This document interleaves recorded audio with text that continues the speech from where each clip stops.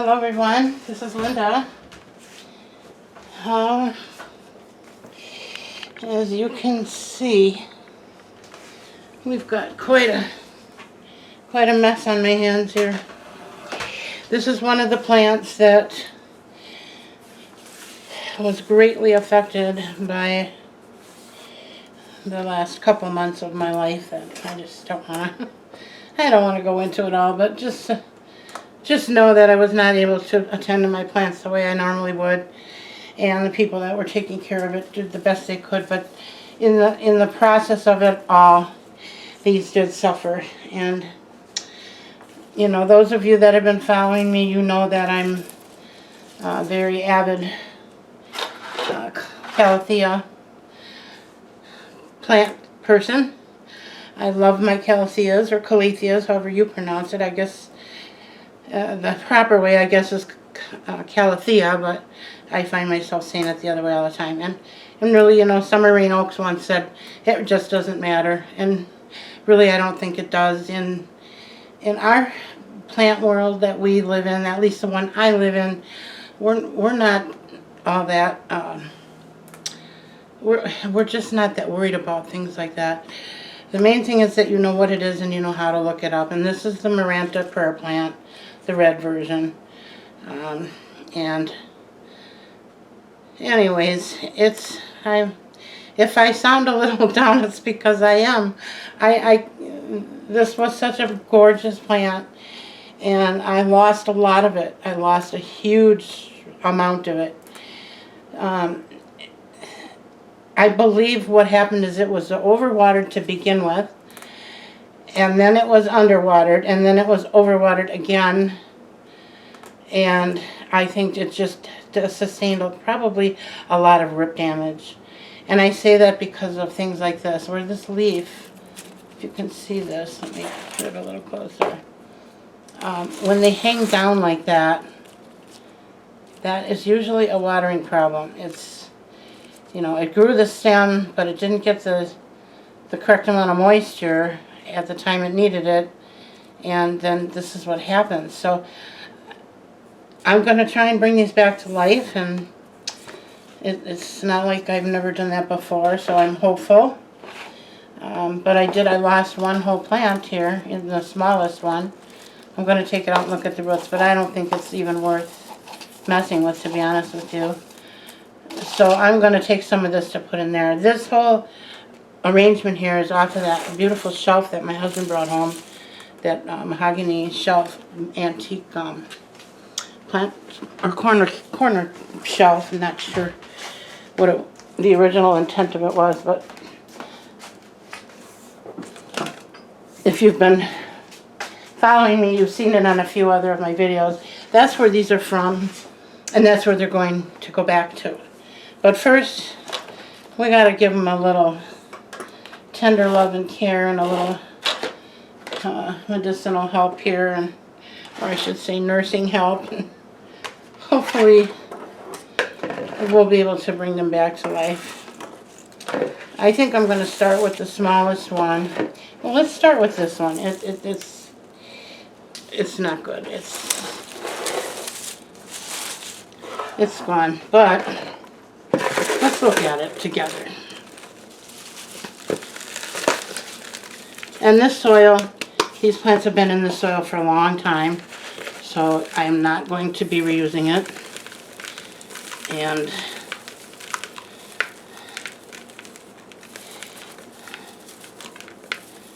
oh yeah, they got these little tuberous balls, and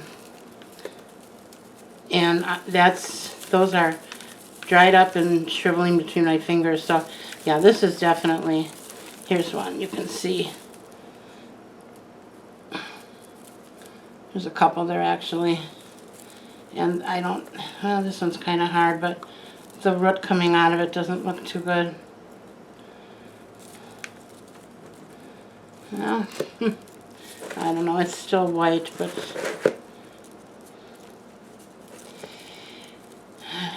what to do.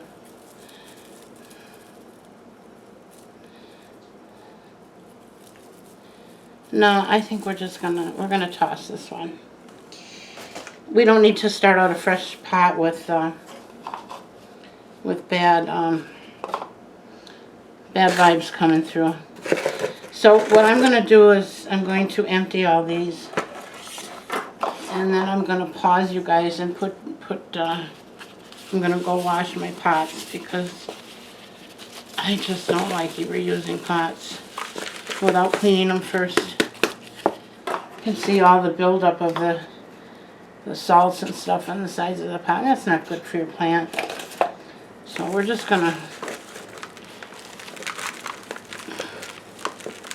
in fact, I think I'll probably wait to break these apart until I have a pot ready for them. But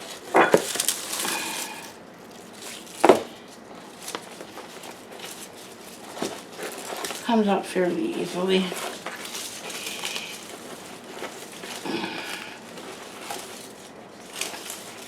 And like I said, I do believe the majority of the issue with this plant was watering. There's different reasons for this kind of behavior. I mean, it can come from the wrong lighting. It can come from inconsistent watering. It can come from drastic temperature changes. I always tell people, when you're dealing with Calatheas, first of all, never put them in a clay pot. Every single time I've done that, I've had to put it back in plastic. Every time. There was no exceptions. So I just don't use them anymore for the Calatheas or Calatheas. See, now this soil right now is damp on the bottom. It's quite damp, actually. But it looks like it needs water. So we've definitely got something going on here. I'm going to try and pull this out of here. Not sure why it doesn't want to come out.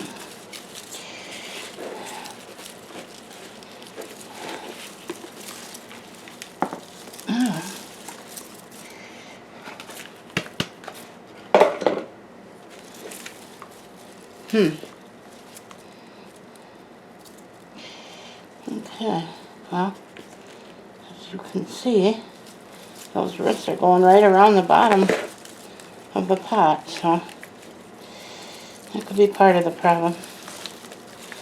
So we're going to be cutting these up, as I said. Yeah. But let's get this old soil off, and let's start with everything fresh and new.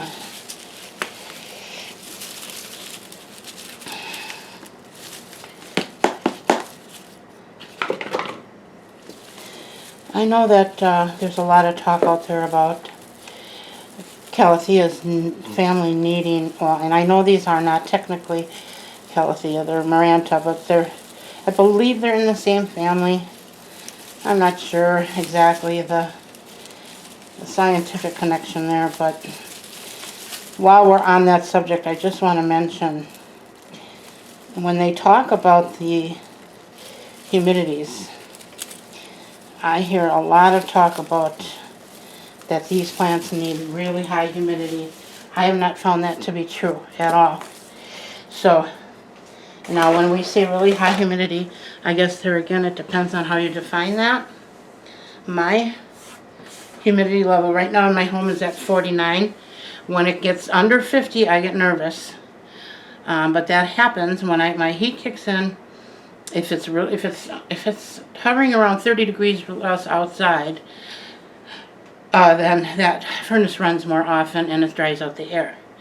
But I also have a first floor laundry room, so if I'm doing laundry that day, it doesn't affect the air because the humidity from the laundry fills the house. You know, and depending on how much humidity there is outside, that's, you know, is the sun shining, you know, all those things factor in. But the biggest thing is, when that furnace keeps running and dries out the air and I have nothing else replacing it, then I'll take a pot of water, I'll put a pot of water on the stove, and I'll bring it to a boil, and then I'll just let it simmer for an hour or two, and you'd be surprised how fast your house will fill up with humidity when you do that. I mean, my windows actually get covered in moisture when I do that, and that holds for quite some time.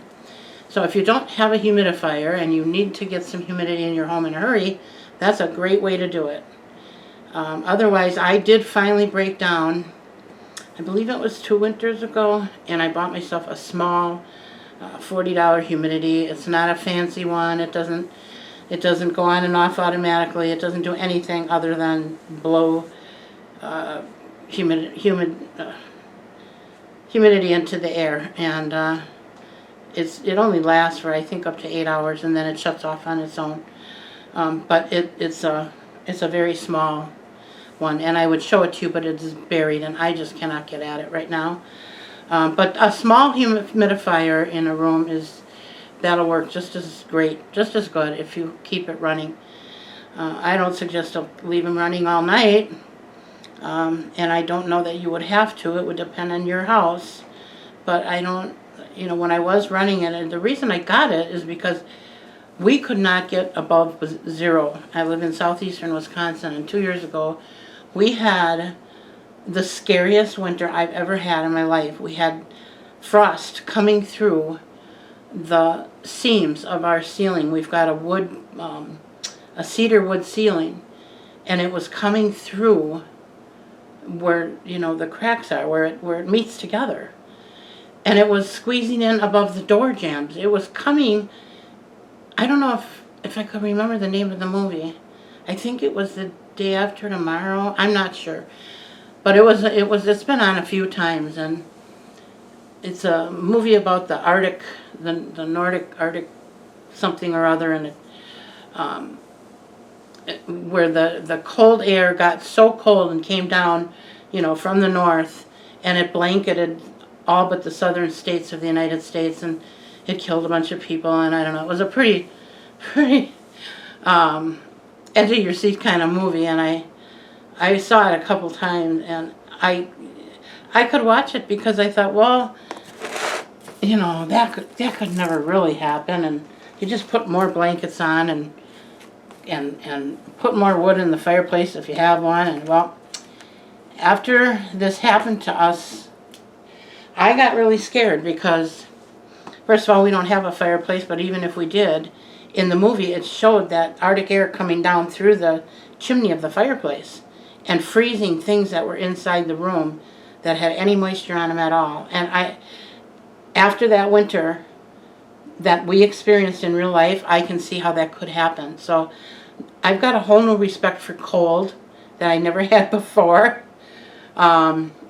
The cold has never bothered me. The high heat, yeah, I get that, makes me nervous, but the cold has never bothered me until then. And so anyway, I'm way off the beam, way down not only a side road, but I think I hit a fork in that road.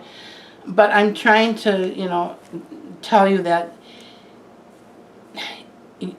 atmosphere is everything. When you're dealing with Marantas and Calatheas, once you get them in a spot where they're thriving, don't move them. They don't like to be moved. They don't like drafts.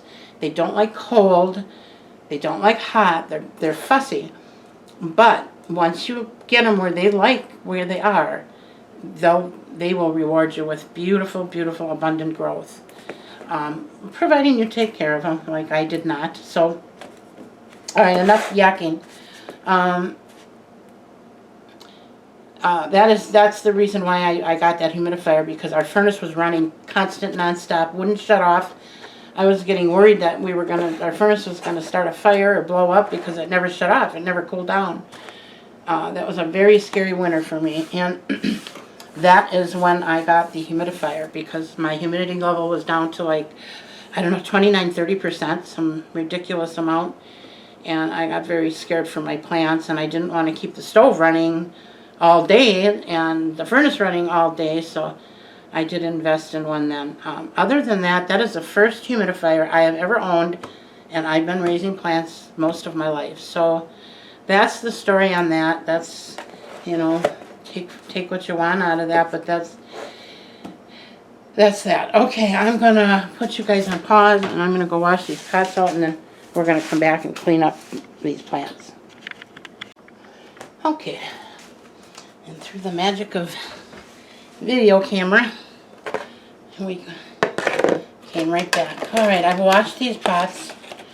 I'm probably gonna start with the smallest one, I'm thinking.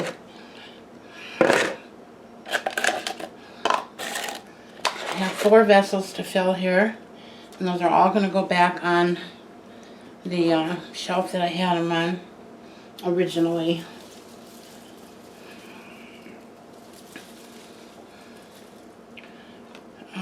Let's see.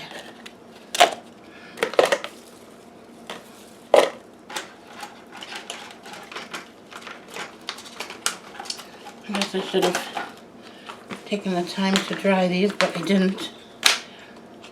So.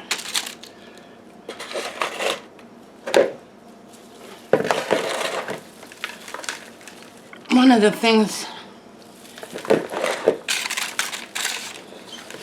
that I wanted to make sure I didn't forget to tell you guys is when I'm watering these normally, in a normal life, I usually let them dry down to almost down to the bottom of the pot, and sometimes it can go even a little where the whole pot is dried out, but there's a fine line between letting it go too far and catching it just in time. So you'll get the feel of it after a while, and you know, don't worry, it's you know, I know how I feel when I lose a plant, especially when it's one that I really, really like, and I feel horrible about it.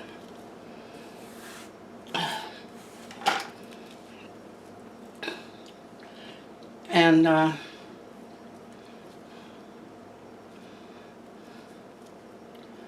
boy, actually, I almost feel like this needs to go in water.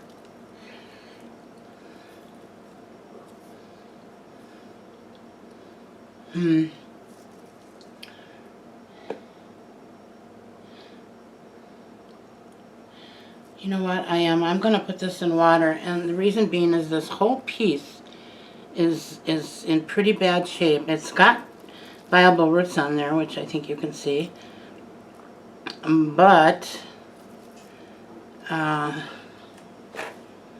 don't know how it's going to do in just soil. I'm gonna pause again, and I'm gonna soak these all in water for a little while, and then I'm going to pot them up just because I want to see what happens. I'm afraid if I just put these back in soil, even if I water them, I think these roots are going to have a hard time. So that's what I'm going to do. And I apologize for the delay, but it won't be a delay on your end because I'm going to put my camera on pause and go do what I have to do, and then when it's ready to pot up, I'll be back. Okay.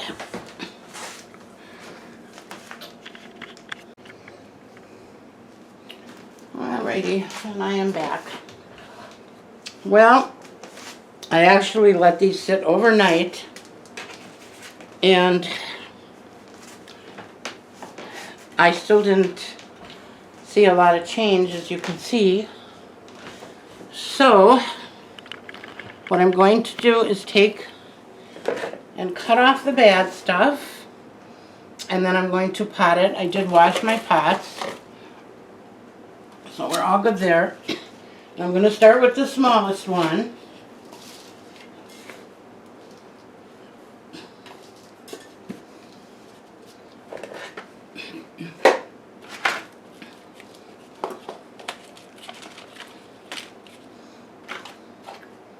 And I washed my trays.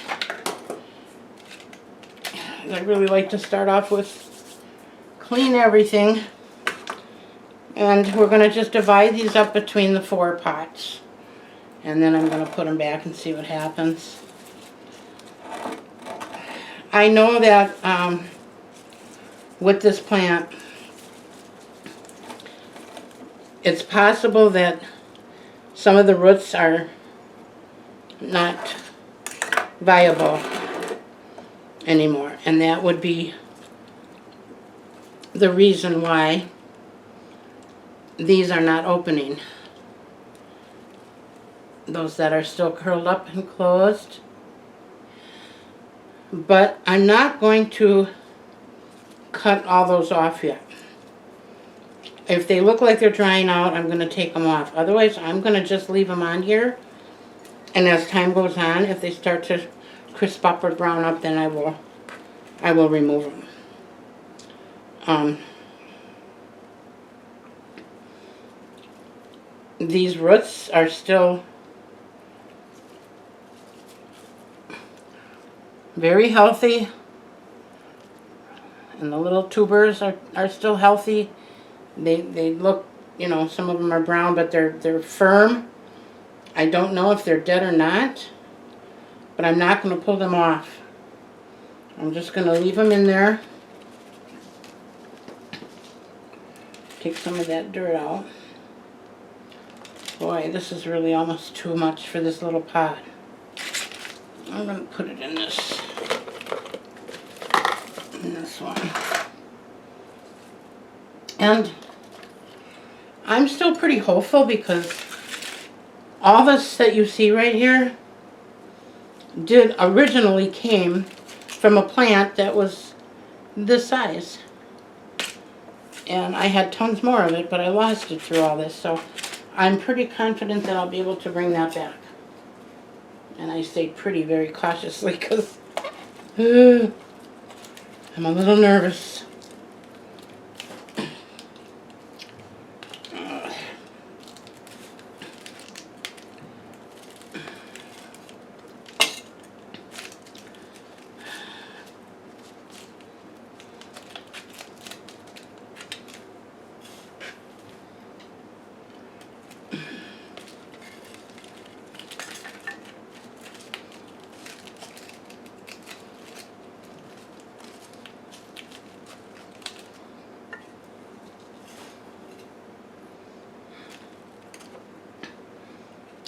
I don't think I get so in my own mind, I don't even,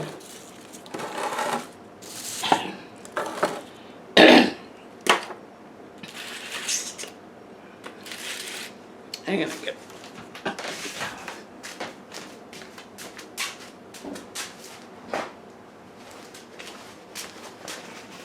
and then I forget that you guys can't see what I'm doing, and that's not acceptable. So let's fix that problem.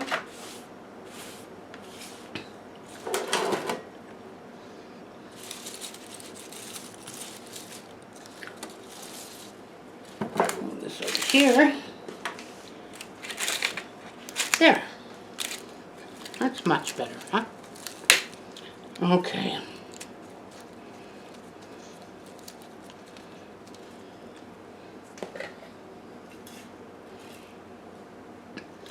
I'm using a very airy soil here.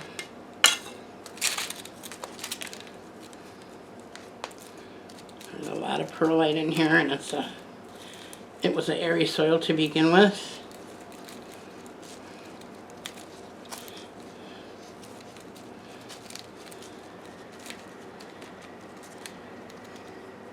And I'm going to water these in a little bit because they were sitting in water all night and I don't want them to shock. Kind of like when you root things in water, and I think I mentioned this a few times in a few videos, when you're rooting something in water and you get water roots and then you move it to soil, you need to keep that soil wet for a while, a couple weeks, damp at least. Otherwise your roots are going to die because they're used to being wet. And then you can back off the watering after that. Okay, so there's one.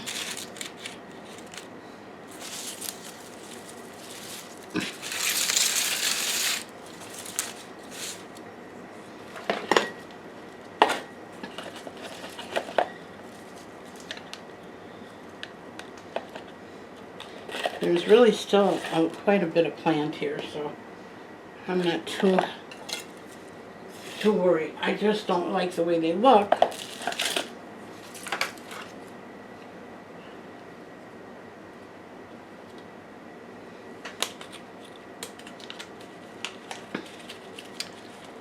I really want them to come back. I think I might use this. I might even let that be doubled up. These are very thin draining trays. The kind I'm using under here. So I'm going to leave it doubled up because this is going on that antique wooden shelf. And I wouldn't want it to leak and ruin my shelf. This kind is much better. It's much more sturdy. It's much, you know, harder plastic.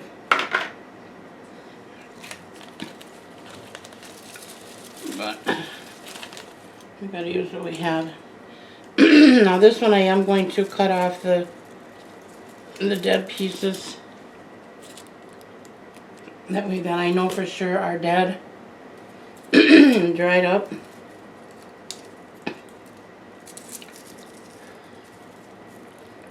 And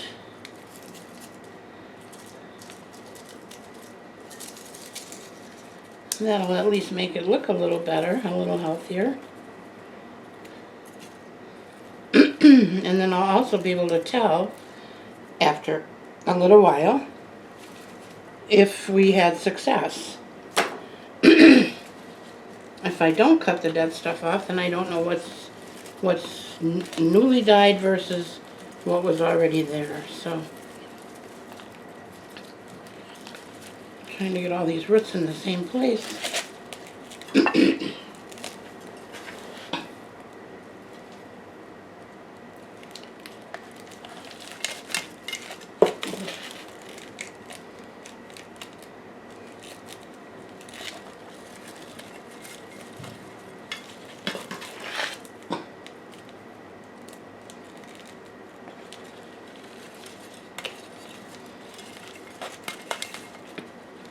Okay.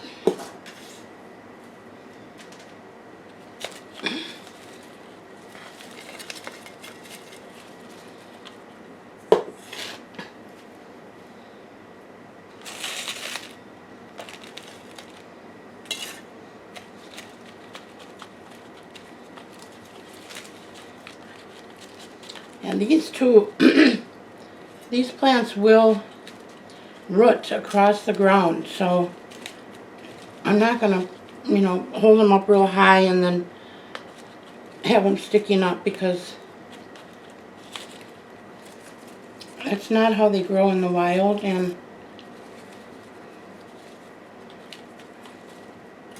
we want them to get full, so.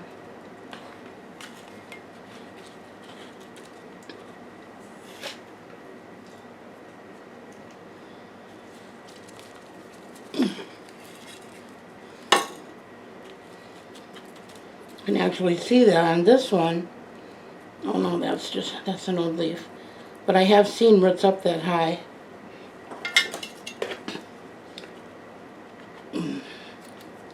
If they poke out of the soil and I don't catch it, they get kind of like aerial roots on them, and those are what you want to hit the top of the soil, because then it'll produce more roots and more plants.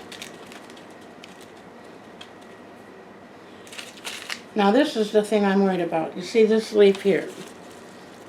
Oh, it's still folded closed. I have a hunch I'm going to lose that leaf.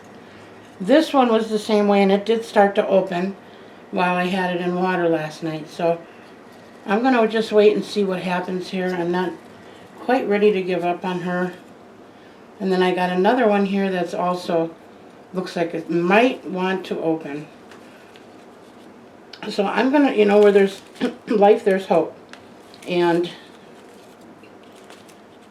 just like with people, sometimes they just need a little time to recover. Okay.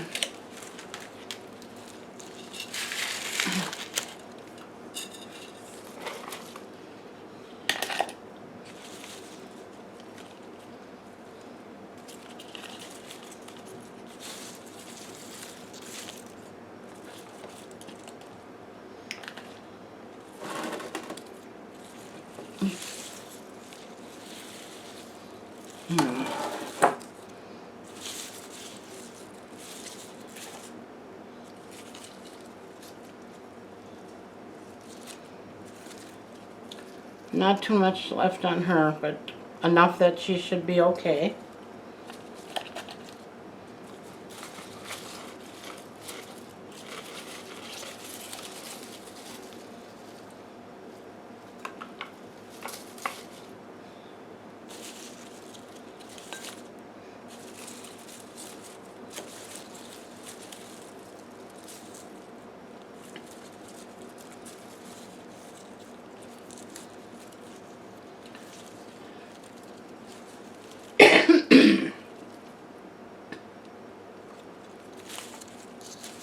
I'm just trying to decide what to put in which pot.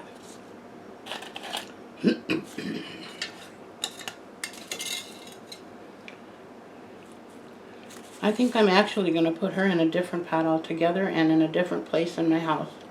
Because she's beautiful and she's got a lot of root system. And she's going to want to hang down.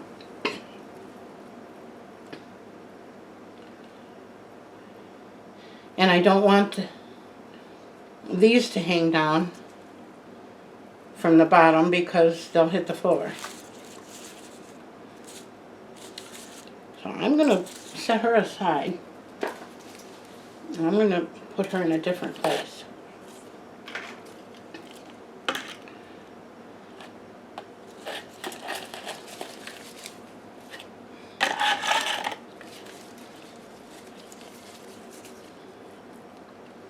I don't see any brown leaves on this one, although I take that back. This one looks like it is. Yeah. This is already starting to crisp up, so I'm going to take her off because that's not going to come back. It might stay the way it is, but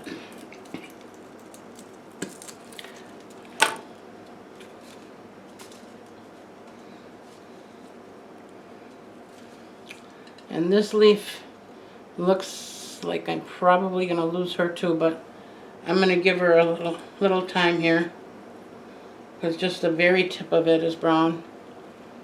She might still make it. So we're going to put her in there.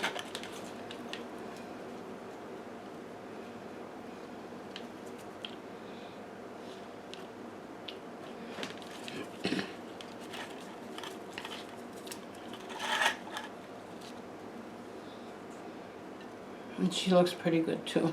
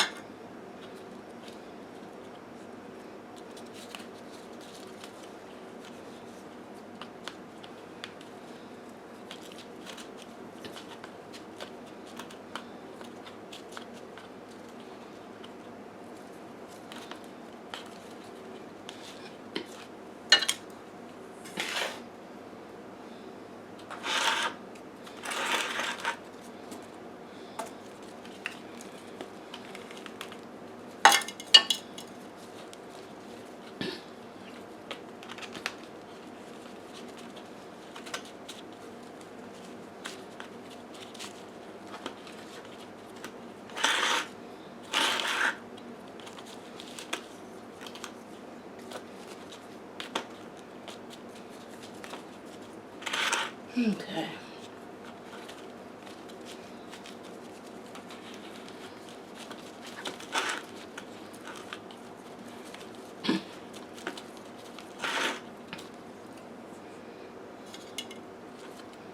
A little more.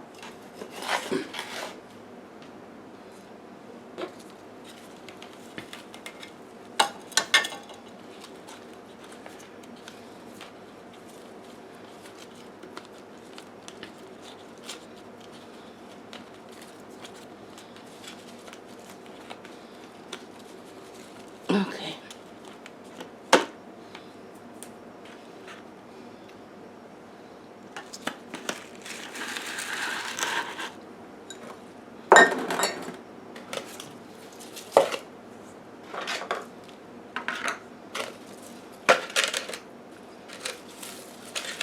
And she's got some dead stuff we gotta cut off.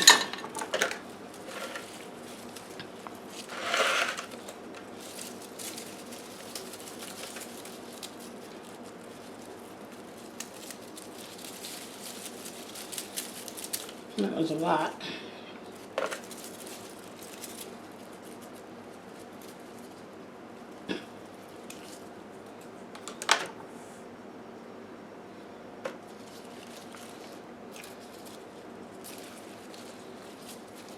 And she's got a few that are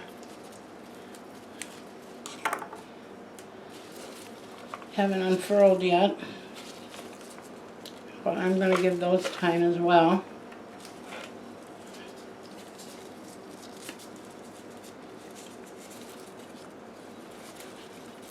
This one's in pretty bad shape. I'm cutting her off.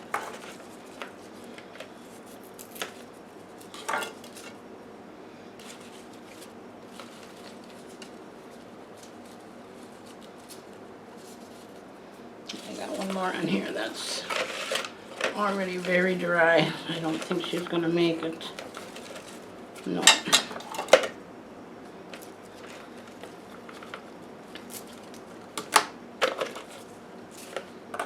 Okay. And I did inspect her very well. I didn't see any sign of bugs or fungus or anything, so this has all got to be a watering issue, and somehow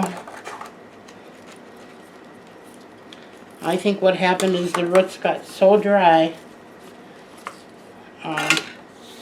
that some of them died, and those were the ones that happened to be feeding that particular part of the plant. That's what I think is going on. I hope I'm right on that.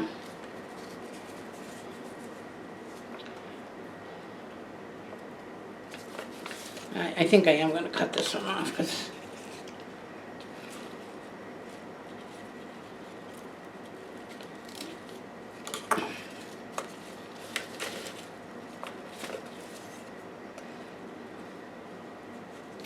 now this one is still, it feels good. It feels moist.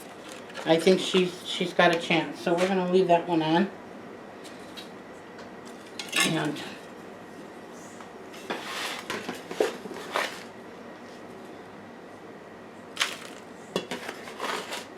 hopefully bring them all back to life.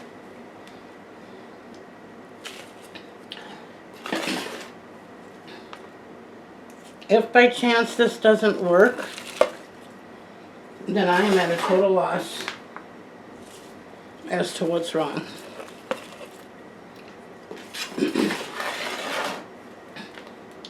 And I've never had problems with prayer plants, whether they be Marantas or Calatheas. Well, I should say I've never had a problem that I couldn't resolve or didn't figure out what was causing it. And that's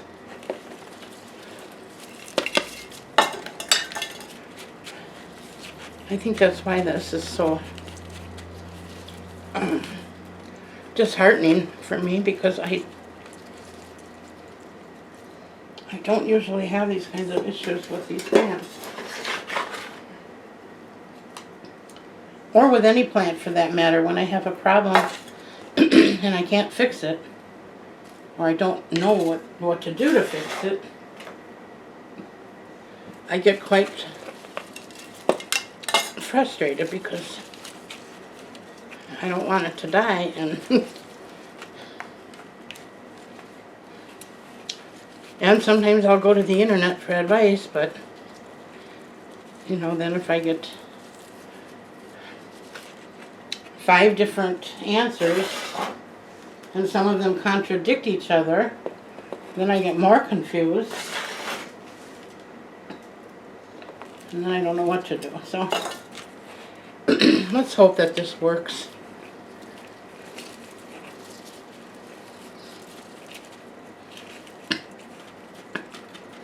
And I've had Calatheas and Marantas for a long time, and I know I've heard many people say they need high humidity, they need to be misted. I haven't had that. That has not been the case for me. Unless you consider, you know, 50% humidity, 50 to 60% high. For me, where I live, that's not high. So that's about where they're comfortable at, and they grow like weeds for me normally. I don't get browning tips, I don't get browning leaves. I do not mist them.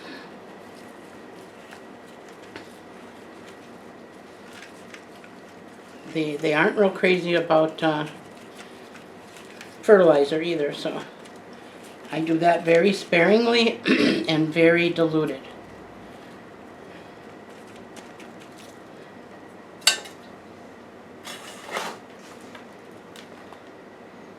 They're very chemical sensitive.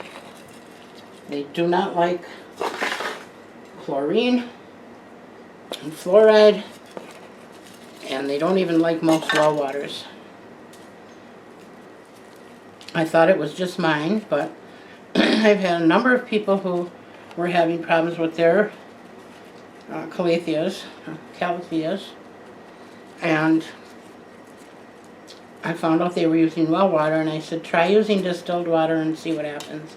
And sure enough, that was the problem. So it might have been too high in minerals, too high in iron, the salt from the water softener, it could be anything. But since I started using distilled water, my plants are doing much, much better. And especially these. So, if you're a Calathea lover like me and you want to give it one more chance, and you get distilled water, try that. And if that don't work, then I guess I'm out of ideas, but I would give it a try if you really, like I said, if you really love this plant and you want to do it, you want to have them, that's what I would do. Oh, I have some more right here. Okay. Well, I'm going to pot those up. I have to go find a pot. I wasn't expecting to do this. I'm not going to make you guys wait on that.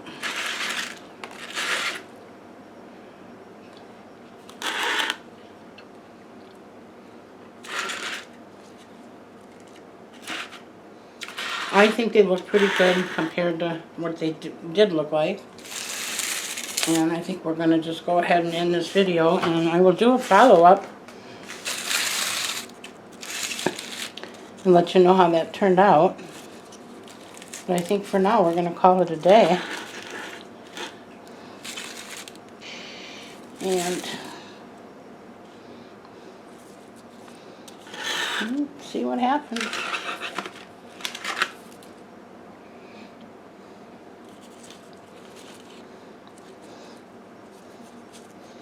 I think she's going to be okay.